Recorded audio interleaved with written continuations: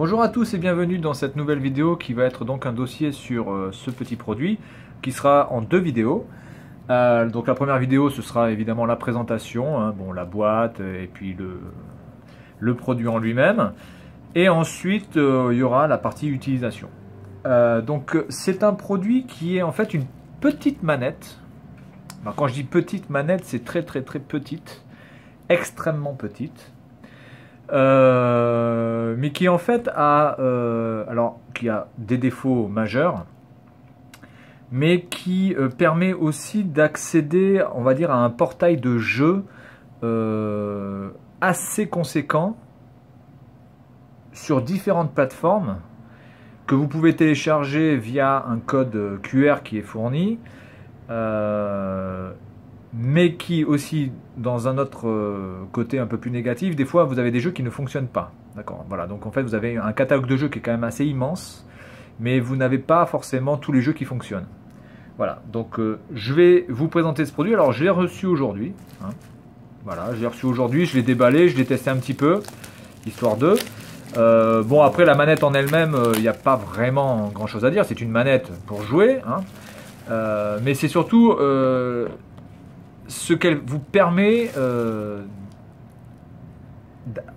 ce à quoi elle vous permet d'accéder en fait, c'est-à-dire aux jeux qui souvent sont payants et là ne sont pas payants. Alors évidemment, il y a des jeux qui ne fonctionnent pas, mais il y a d'autres jeux qui sont payants sur le Google Play qui là ne sont pas payants et qui sont tout à fait jouables, hein, notamment les jeux SNK qui sont tout à fait jouables et vous n'avez pas besoin de les payer en fait, hein. Voilà, alors ça se présente dans cette petite boîte qui est plutôt pas mal faite, hein, elle est vraiment bien faite cette petite boîte. Alors c'est tout, voilà, c'est tout écrit en chinois, hein, voilà. Alors vous avez ici sur le côté en fait c'est les couleurs, parce que l'accessoire que je vais vous présenter existe en plusieurs couleurs. Moi je l'ai en noir, ça c'est la couleur noire, ça c'est la couleur blanche, ça c'est la couleur rouge, ça c'est la couleur bleue si je ne m'abuse. Ça c'est la couleur jaune, je crois que c'est jaune, et ça je sais pas quelle couleur c'est en fait, je n'en sais rien du tout, c'est peut-être couleur gris ou je sais pas quoi. Bref, voilà, donc là vous avez les couleurs, donc moi je l'ai en noir, là il n'y a rien, là bon, du chinois, là vous avez rien, et en dessous vous avez quelques spécifications, notamment sur la batterie qui est incluse, hein, qui fait 150 mAh, toute petite batterie.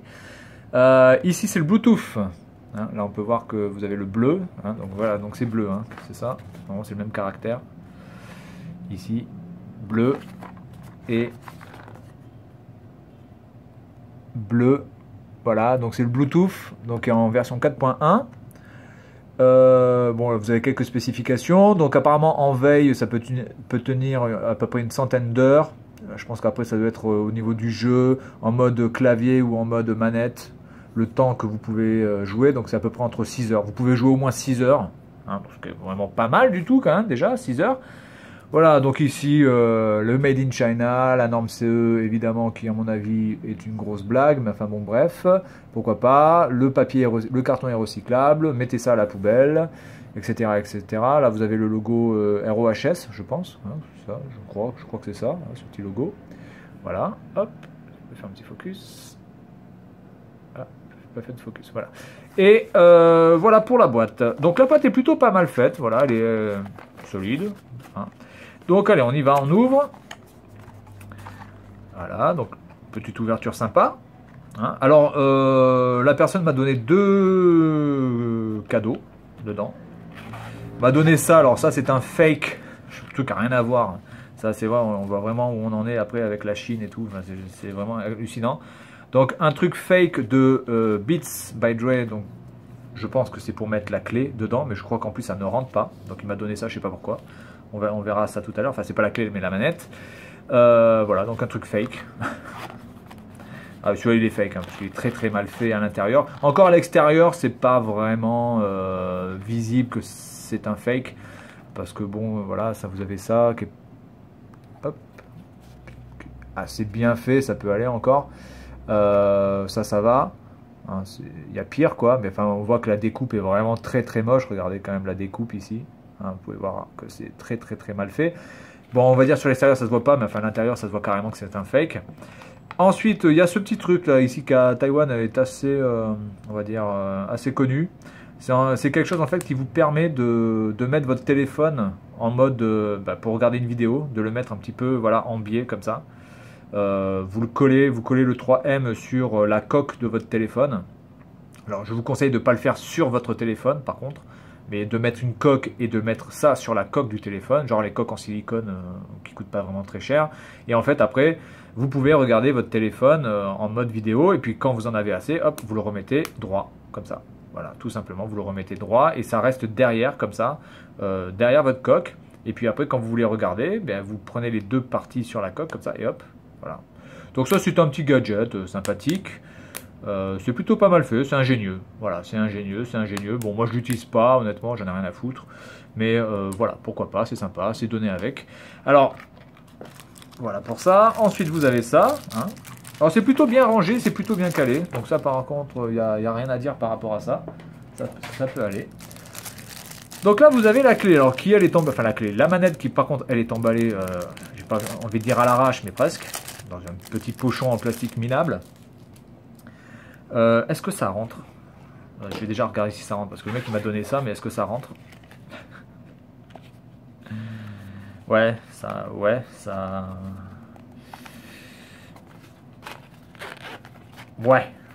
on va dire, ouais, ça rentre. Voilà, on va pas chipoter, ça rentre. Bien, donc, voilà la clé. Enfin, la manette. Je sais pas pourquoi j'appelle ça une clé. Ah oui, je sais pourquoi j'appelle ça une clé, parce que je vais vous dire pourquoi j'appelle ça une clé.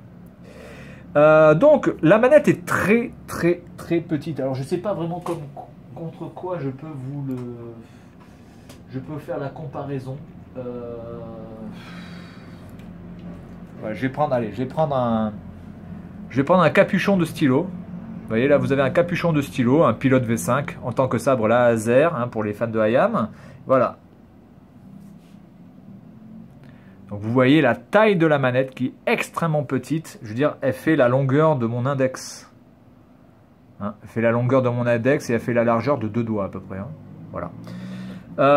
Très petit, donc c'est clairement une manette pour le voyage, hein, parce qu'évidemment c'est beaucoup mieux d'avoir une manette comme ça, on s'entend bien, mais bon, ça évidemment quand vous devez prendre le bus ou dans les transports en commun, c'est, j'ai pas envie de dire c'est quasiment injouable, mais enfin vous pouvez pas franchement transporter ça. Là, regardez la taille du truc, clairement c'est vraiment un format très bon, et bizarrement c'est vraiment jouable en plus, hein. C'est vraiment jouable. Alors, elle se compose d'une croix directionnelle, mais c'est plutôt un joystick en fait. Un peu comme la Nintendo DS, enfin 3DS d'ailleurs, hein, voilà, qui fait comme ça. Alors, il n'est pas cliquable par contre, comme la Nintendo 3DS d'ailleurs. Il n'est pas cliquable. L'aspect est plutôt pas mal. Il n'est pas trop lâche, il n'est pas trop dur. Il bouge assez bien. Par contre, c'est dommage que sur la partie du dessus, il n'ait pas mis un petit revêtement caoutchouc parce que c'est un peu glissant. Par contre, voilà, c'est le problème. Ensuite, vous avez les 4 boutons ici qui sont vraiment pas mal, qui sont pas dégueulasses, qui font pas un bruit de merde, qui sont à la bonne hauteur, qui cliquent vraiment très bien. Donc, vous avez le bouton A, B, X, Y. Voilà, A, B, X, Y. Je sais pas si on va pouvoir le voir ici, comme ça. Hop, si je me mets de biais. Voilà, A, B, X, Y. Ok. Quand vous faites XA, vous avez la possibilité d'avoir le L1, vous voyez, L1, mais il faut faire les deux en même temps, et là vous pouvez avoir le R1 quand vous faites les deux en même temps, ici YB en fait. Bon, ça c'est vraiment pas très bien, c'était mieux d'avoir mis 2 petits boutons ici peut-être, ça aurait été peut-être un peu plus pertinent. Voilà, bon ça c'est pas trop voilà. Ensuite vous avez le bouton pour la mise en route et pour l'éteindre. Donc là, je vais voir si je peux me mettre comme ça. Voilà, donc là c'est le bouton Start, voilà, on le voit là, Start, voilà. Donc évidemment, quand vous appuyez dessus, bah, ça le met en route, et quand vous appuyez longuement dessus, ça l'éteint, voilà. Et ensuite, vous avez le bouton Select pour les jeux. Et vous avez cette petite partie-là. Alors, avant que je vous montre le QR code ici, je vais vous montrer la partie qui est ici. Parce que vous pouvez utiliser cette manette comme en fait, ça va être peut-être assez difficile à voir, mais je vais essayer de le montrer quand même. Voilà. D'ailleurs, c'est à l'envers, excusez-moi. Hop. Voilà, vous voyez, il y a marqué Game ici et Key de l'autre côté. Et c'est exactement pour ça que je parlais de clé, parce que moi au départ j'étais persuadé que ça, entre guillemets, c'était pour faire clé USB ou clé de stockage. Je pensais qu'il y avait du stockage dedans, genre 1 giga, 2 giga. Et en fait, key, ça veut pas dire du tout dire clé, en fait. C'est key de keyboard. Vous pouvez vous servir de cette télécommande un peu comme une sorte de, enfin de manette, un peu comme une sorte de télécommande pour votre téléphone Android ou pour votre téléphone iOS, parce que ça fonctionne sur iOS. Alors il n'y a absolument aucun mode d'emploi, donc ça vous devez le trouver par vous-même, c'est un peu galère. Voilà, donc vous pouvez baisser le son, voilà, vous pouvez monter le son, vous pouvez baisser le son, vous pouvez bouger par exemple si vous avez Spotify ou un lecteur de musique, vous pouvez passer les chansons comme ça, voilà, vous pouvez passer les chansons. Plutôt pas mal, là vous avez d'autres fonctions en mode clavier.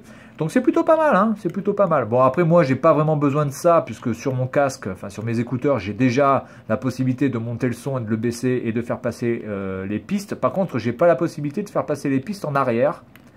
Donc en fait c'est plutôt pas mal. Moi je peux faire passer que les pistes en avant en fait. Hein. Voilà, je peux pas refaire passer les pistes en arrière sur mon casque. Donc ça c'est plutôt pas mal, c'est une bonne idée. Et donc vous avez la partie game. Voilà, donc game ici, voilà, et donc là c'est pour vous en servir comme manette de jeu, voilà. Je vais donc maintenant vous afficher le QR code. Je vais essayer de vous l'afficher, voilà, j'espère que ça marchera comme ça. Voilà. Bon, de toute façon, je mettrai le lien sur la vidéo. Hein. Et en fait, ce QR code vous permet d'avoir accès à je crois 3 ou 4 applications, dont 2 applications qui vous permettent de télécharger des jeux et de télécharger des jeux sur des multiples plateformes, Dreamcast, Mega Drive, PC Engine, enfin je veux dire un nombre de Android, un nombre de plateformes assez phénoménal. Et donc de les faire fonctionner sur émulateur, et je me demande même si le logiciel que l'on télécharge ne fait pas aussi émulateur pour Android, en tout cas, du moins. iOS, je ne sais pas comment ça fonctionne, mais en tout cas pour Android, oui. Je pense que aussi le lien l'application fait aussi office d'émulateur multiplateforme. Voilà, donc ça, ce sera à vérifier sur la deuxième vidéo, hein, je verrai. Donc là, moi, j'ai déjà téléchargé, je vous le dis déjà d'avance, j'ai téléchargé King of Fighters de Neo Geo, j'ai téléchargé, là, je pense que ça doit être terminé, mais j'ai téléchargé le Resident Evil de Code Veronica sur Dreamcast, et je n'ai absolument pas l'émulateur Dreamcast sur mon téléphone, donc on va de suite voir dans la deuxième vidéo si ça fonctionne. Voilà, je vais voir ça. Et vous avez ici, pour terminer, vous avez le petit bouton reset. Voilà, hein, vous pouvez mettre une mine de stylo dedans et puis ça le met en mode reset. Alors sur la qualité de fabrication, je dirais que c'est passable. Le plastique n'est pas mauvais, mais bon, c'est clairement pas ce qui se fait de mieux. Là, ici, vous avez évidemment la possibilité en micro USB. Hop. Je vais voir s'il prend en charge là. Là, vous voyez le micro USB, donc de charger la batterie en micro USB, ici, voilà. Et donc ici, de le mettre sur un porte-clés, pourquoi pas, voilà. Donc en fait, cette manette, elle est plutôt pas mal pour le voyage, hein, on va dire. Maintenant, c'est clair que c'est beaucoup mieux d'utiliser ce QR code, de télécharger les jeux, de jouer au jeu avec votre manette que vous avez déjà chez vous, c'est-à-dire une vraie, belle et ergonomique manette, hein, voilà. Ça c'est vraiment juste quand vous êtes dans le bus ou dans le métro, quoi, hein. C'est voilà, ou quand vous voulez pas prendre trop de place, c'est plutôt pas mal. Ça, voilà, là, vous voyez, on peut carrément la cacher, ça, elle tient dans la main directement. C'est vraiment un format vraiment pas mal du tout, mais encore une fois, pour jouer de manière très sérieuse, ça va pas, quoi, hein. C'est vraiment pas précis, surtout au niveau de la croix directionnelle du joystick. C'est beaucoup trop glissant en fait. Voilà, et bien voilà pour la présentation de ce petit produit, tout petit rikiki, hein, qui doit faire, voilà, qui fait grosso merdo, il fait 6-7 cm de long sur 3 cm de large. et de hauteur il doit faire, alors sans compter les boutons évidemment, mais on va dire que cette partie-là, elle fait à peine 1 cm. Hein, voilà. Et alors au niveau du poids, je pense que ça rentre largement, ça fait moins de 50 grammes. Je ne sais même pas si ça fait 50 grammes, j'en doute fortement. Même ça, quasiment, c'est presque aussi lourd que ça, quoi, en fait. Voilà.